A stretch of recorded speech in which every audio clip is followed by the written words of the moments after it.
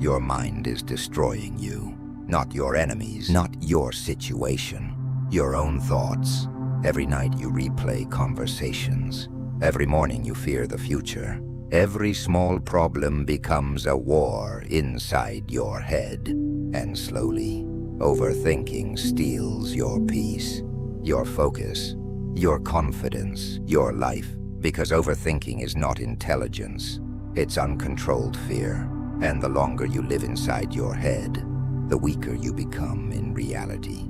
Most people don't even realize this. They think thinking more will solve everything. So they analyze every detail, every possibility, every outcome, every mistake, until their mind becomes exhausted. And exhausted minds make weak decisions. This is why Stoic men trained themselves differently. Men like Marcus Aurelius understood one powerful truth. A calm mind is stronger than a busy mind, because clarity creates power. But overthinking destroys clarity. It traps you in hesitation, fear, doubt. And once doubt controls your mind, action disappears. That's why overthinkers stay stuck. Not because they lack potential, but because they spend their entire life inside their head instead of acting. So if you truly want peace, if you truly want discipline, you must destroy the habits feeding your overthinking. And the first habit you must build is stop trying to control everything. This is the root of overthinking. You want certainty. You want guarantees. You want to know exactly what will happen before taking action. But life doesn't work that way. You cannot control every outcome. You cannot predict every problem. And trying to do so destroys your peace. Stoicism teaches something powerful. Control what you can. Release what you cannot. That alone changes everything. Because the moment you stop fighting uncontrollable things, your mind becomes lighter. The second habit, take action faster. Overthinking grows in stillness. The longer you delay, the louder fear becomes. And eventually, fear feels real. This is why disciplined people move quickly, not recklessly, but decisively. Because action kills anxiety. Action interrupts fear. Action creates momentum. Most overthinkers are waiting to feel ready, but readiness is an illusion. You become ready through action, not before it. The third habit, stop replaying the past. Most people are mentally trapped in moments that no longer exist. Old mistakes, old failures, old embarrassment, and every day they relive the same pain. But the past cannot be changed, only learned from. This is why Epictetus taught that suffering comes not from events, but from our judgment of them. You keep reopening old wounds with your own thoughts. And until you let go, you will never feel peace. Learn the lesson, then move forward. The fourth habit, reduce noise. Your mind is overstimulated. Too much scrolling, too much information, too many opinions. Your brain never rests, and a constantly distracted mind cannot become calm. This generation consumes more information than ever, yet feels more lost than ever, because wisdom does not come from endless consumption. It comes from reflection, silence, stillness. So spend time away from noise. Sit alone sometimes. Think clearly, because silence heals the mind. The fifth habit, train your body daily. People underestimate this. A weak body creates a restless mind. When your energy is low, your thoughts become heavier, negative, chaotic. But movement changes your state. Exercise builds discipline. Discipline creates confidence, and confidence weakens overthinking. Because confident people trust themselves. They don't panic over every small uncertainty. They act. The sixth habit, stop seeking validation. Overthinkers care too much about opinions. What will people think? What if I fail publicly? What if they judge me? And that fear controls them. But listen carefully. People are too busy worrying about themselves to think about you that much. And even if they judge you, so what? Weak people always judge strong people. You cannot build a powerful life while being addicted to approval. Freedom begins the moment you stop needing permission from others to live your life. And the seventh habit, practice mental discipline daily, because peace is not automatic. You must train for it every day. Watch your thoughts, challenge negative thinking, control your reactions, and remind yourself constantly, not every thought deserves attention. That's where power begins. The ability to observe your thoughts without becoming controlled by them. That is real mental strength. Now listen carefully. Overthinking will destroy your future if you let it. It will make you hesitate when you should move, fear when you should trust yourself, stay stuck when you should grow.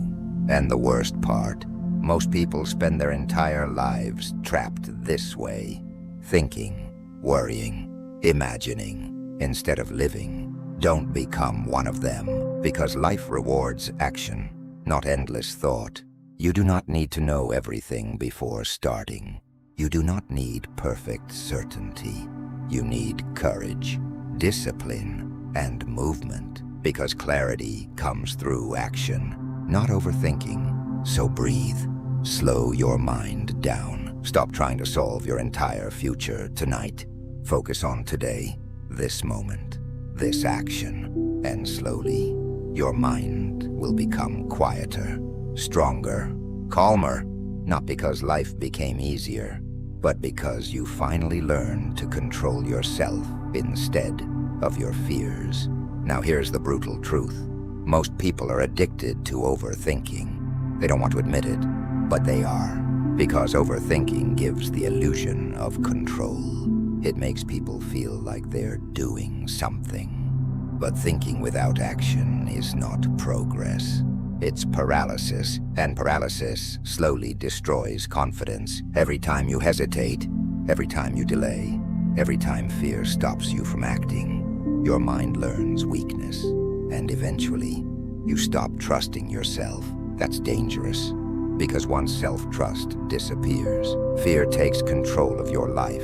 You begin doubting everything, your decisions, your abilities, your future, and that doubt becomes your prison. This is why disciplined people move differently. They understand that certainty is impossible. So instead of waiting for perfect conditions, they act anyway, even when nervous, even when uncertain, even when scared. Because courage is not the absence of fear. It's movement despite fear. That's what overthinkers fail to understand. They believe fearless people don't feel anxiety. Wrong. Strong people feel fear too. They simply refuse to obey it. Now think about your own life, honestly. How many opportunities have you missed because you overthought them? How many conversations did you avoid? How many goals did you delay? How many nights did you destroy your own peace?